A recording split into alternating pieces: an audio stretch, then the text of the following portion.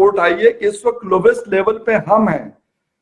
10 करोड़ लोग below the poverty line रह रहे हैं। ये ना मैं कह रहा हूं ना आप कह रहे हैं, ना हिंदुस्तान कह रहा है, ना कोई पाकिस्तानी कह रहा है, वर्ल्ड बैंक कह रहा है। बैंक की एक रिपोर्ट आई है जिसके मुताबिक पाकिस्तान की जो पॉवर्टी है वो 39.4% जो है और ज्यादा जो है पास्ट ईयर से और ज्यादा इंक्रीज कर गई है पाकिस्तान की पॉवर्टी। सब आज बल्कि कल वर्ल्ड बैंक ने एक रिपोर्ट जारी की है पाकिस्तान के बारे में, जो कि पाकिस्तान के मीडिया ने कवर नहीं की, जिसमें वो कहते हैं कि पाकिस्तान की जो जो जो सबसे अलार्मिंग चीज़ है जिसको डिस्कस किया गया है वो ये है कि पाकिस्तान के अंदर 40% लोग जो है वो बिलो द पॉवर्टी लाइन है। बात करेंगे वर्ल्ड बैंक की तरफ से, आलमी बैंक की तरफ से पाकिस्तान के लिए एक वार्निंग जारी की गई है। आलमी बैंक ने पाकिस्तान को वार्न किया है कि पाकिस्तानी मईशत इकोनॉमी तबाही के दहाने पर है, कि पाकिस्तान की इकोनॉमी इस वक्त उस पॉइंट पर है कि जहां पर इसकी तबाही से इसको कोई रोक नहीं सकता। Hello everyone, welcome to Pra News, where we bring you the latest insights. In a recent report by the World Bank, some startling facts about Pakistan's economy have come to light. It's quite shocking, really. A whopping 40% of Pakistan's population, which is about 95 million people, are struggling to make ends meet, living on less than $3.65 a day. What's even more alarming is that in just 1 year, an additional 12.5 million people have fallen into this poverty trap. This paints a grim picture of Pakistan's economic situation. The country now ranks at the bottom of South Asia when it comes to income per person. But it's not just about money. Pakistan is facing a host of challenges, from having the highest number of out-of-school kids worldwide to a hidden crisis involving child health and education. In today's discussion, we're diving deep into this eye-opening report by the World Bank. We're not only going to explore the numbers but also take a look at how the Pakistani media is reacting to this critical issue. So, stick around as we unravel the layers of this crucial report and understand what it means for Pakistan today and in the future. Let's get started. ये पैसा जो आप भारत से लड़ने के लिए या भारत के खिलाफ साजिशों में खर्च रहे हैं, अपने शहरियों पे खर्च लो, अपने बच्चों का मुस्तकबिल बना लो। 10 करोड़ आवाम पाकिस्तान की गरीबी में, गुर्बत में वक्त गुजार रही है। अगले दिन का खाना, अगले वक्त की रोटी नसीब होगी यानी ये पता नहीं है। आपको कश्मीर चाहिए, मिलेगा भी नहीं, जो है वो भी जाएगा। बांग्लादेश टूटा आपसे, क्यों? आपकी पॉलिसीज के कारण। बिल्कुल सही। आपसे बलूचिस्तान टूटेगा, सिंध टूटेगा, पख्तूनिस्तान आपका अलग बनेगा। ये जब भी आपका मुल्क टूटेगा ये आपकी वजह से टूटेगा, हमारी वजह से नहीं टूटेगा। You are responsible for your country, not us. नहीं, अब इसके ऊपर मैं क्या कहना चाहूंगा, इसमें कौन सी नई बात है? ये हमें पहले से पता ही था, वर्ल्ड बैंक नहीं भी बताता तो हमें पता था यहाँ पर हालात क्या है, क्योंकि हम तो इधर ही रह रहे हैं, हमें तो पता ही है ना यूटिलिटी बिल्स का क्या हालात है, मुल्क के क्या हालात हैं, इन्फ्लेशन के क्या हालात है। हमें नजर आ रहा है कोविड के बाद क्या हुआ, कितनी नौकरियां गई हैं, कितनी इंडस्ट्रियां बंद हुई हैं अपनी इनकी स्टूपिड पॉलिसीज की वजह से, कितने लोग बेरोजगार हुए। इस साल की बात कर लें आप, डिफरेंट सेक्टर्स की बात ही कर लें तो उसमें कौन सी हुआ। और बात रही पैरामीटर्स के, तो उनके जो पैरामीटर हैं वो थोड़े से अलग होते हैं। हमारे जो एशियन कंट्रीज के पैरामीटर थोड़े अलग होते हैं। एशियन भी मैं नहीं बोलूंगा, south Asia and east Asia की बात कर लेते हैं, क्योंकि यहाँ पर थोड़ा कल्चर और वो एक है ना, होम कल्चर ज्यादा है, जॉइंट फैमिली कल्चर ज्यादा है और दूसरी चीजें थोड़ी ज्यादा है, तो यहाँ का थोड़ा वो रहन सहन का तरीका अलग है। तो अगर आप वैसे जाएंगे तो इनके पैरामीटर्स के हिसाब से तो फिर 60% गरीबी है, 40 से ऊपर ही है, 40-60% गरीबी है अगर आप ऐसे पैरामीटर्स पे जाएं तो अफसोस होता है कि चलो ठीक है, शायद इनकी आंखें खुल जाए। वो भी वर्ल्ड बैंक वाले भी इसीलिए रिपोर्ट निकालते होंगे, इनको तो अपनी आंखें इन्होंने अपने मुल्क में बंद की भी है। हम इंटरनेशनल इदारा है, हम रिपोर्ट निकालते हैं, शायद हमारी रिपोर्ट पढ़ के कोई गहरात आ जाए, कोई आंखें खुल जाए, कोई काम करने लगे, पर मुश्किल है। एक बात याद रखिएगा रेबा, जो मुल्क हाइपर इन्फ्लेशन में चले गए ना एक बार, वो दोबारा वापस नहीं निकल सकता हाइपर इन्फ्लेशन से। और हम हाइपर इन्फ्लेशन से पाकिस्तान इतना सा दूर है, बस इतना सा दूर है। दुनिया में आज तक कोई मुल्क नहीं है जो हाइपर इन्फ्लेशन में जाके वापस आ गया हो। वो कहते हैं कि पाकिस्तान की जो सबसे अलार्मिंग चीज़ है जिसको डिस्कस किया गया है वो ये है कि पाकिस्तान के अंदर 40% लोग जो है वो बिलो द पॉवर्टी लाइन है और एलीट कैप्चर है। ये बातें हम पहले भी डिस्कस कर चुके हैं, लेकिन उन्होंने जो खतरनाक बात है बरिस्ता वो ये है कि हमारी जो 24 करोड़ आबादी है उसमें से 9 करोड़ लोग जो हैं they are below the poverty line. और उन्होंने कहा है कि जो सस्टेनेबल इकोनॉमिक ग्रोथ है वो इंडिया, इंडोनेशिया, वियतनाम की है, बिकॉज उन लोगों ने राइट फैसले किए। मेरे साहब, आपको क्या लगता है पाकिस्तान क्यों राइट फैसले नहीं कर सका, और हमारी जो पावर्टी है वो बांग्लादेश और इंडिया से ज्यादा वो बता रहे हैं कि ये है, और उसकी एक रीजन ये भी बताते हैं कि हम इस चीज को मैच क्यों भी नहीं कर सकते, क्योंकि हमारे जो आउट ऑफ स्कूल चिल्ड्रन है वो हाईएस्ट है साउथ एशिया के अंदर। So what do you make of all these points?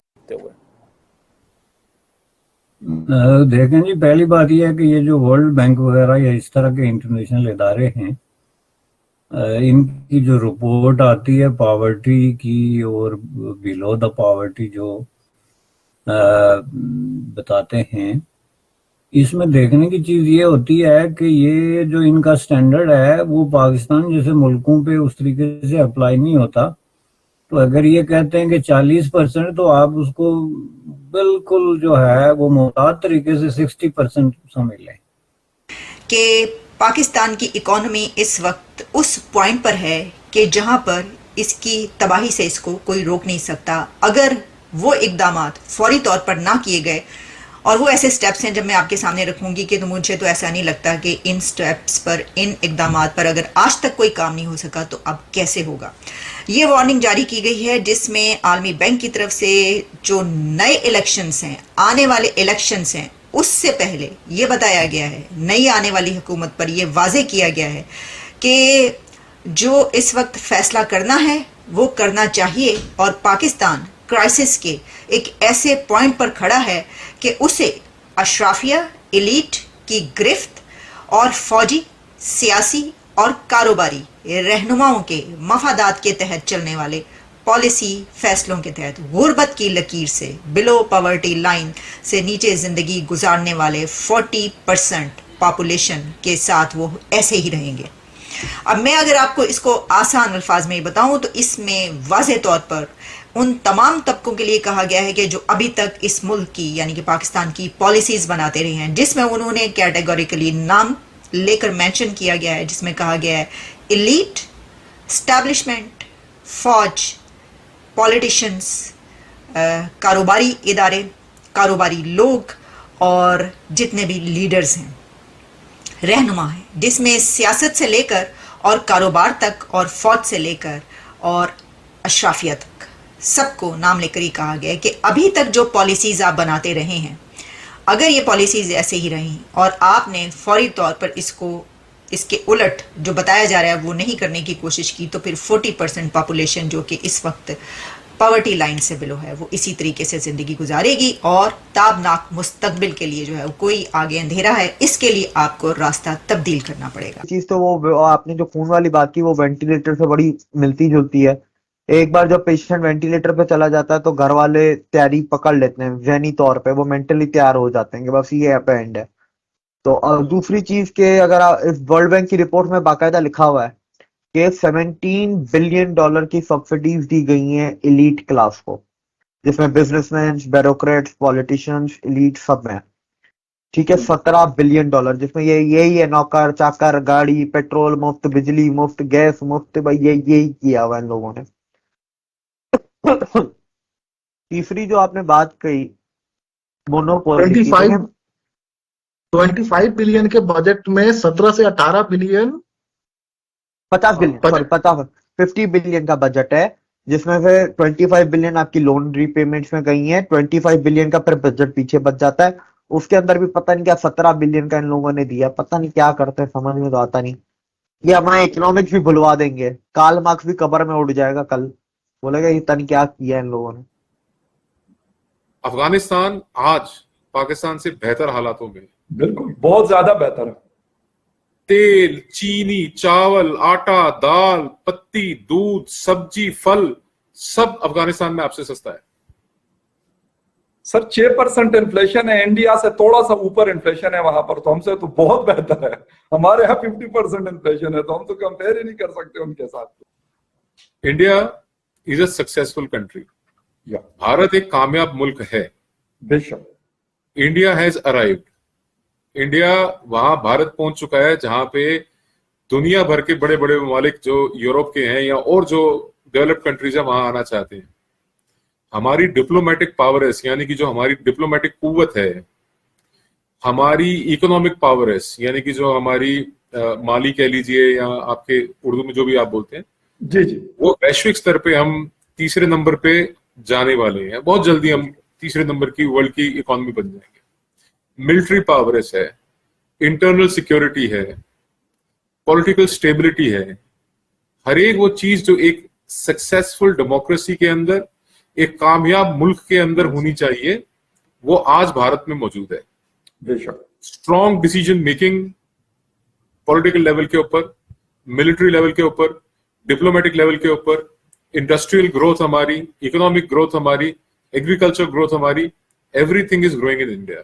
एक चीज है। दूसरा, वहीं चाहे स्पेस रिसर्च की बात हो, इंडिया हैज प्रूव्ड इटसेल्फ। हम लोग चांद पे चले गए, मंगल पे चले गए, मार्स पे चले गए। अभी भी मतलब आप सोचिए ना, 75 साल के बाद अभी भी कश्मीर में घुसने की कोशिश कर रहे हैं और मारे जा रहे हैं।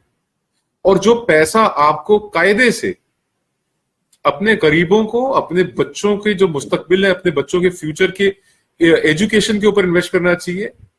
और मैं इसमें, it's a government policy, Pakistan की गवर्नमेंट पॉलिसी है।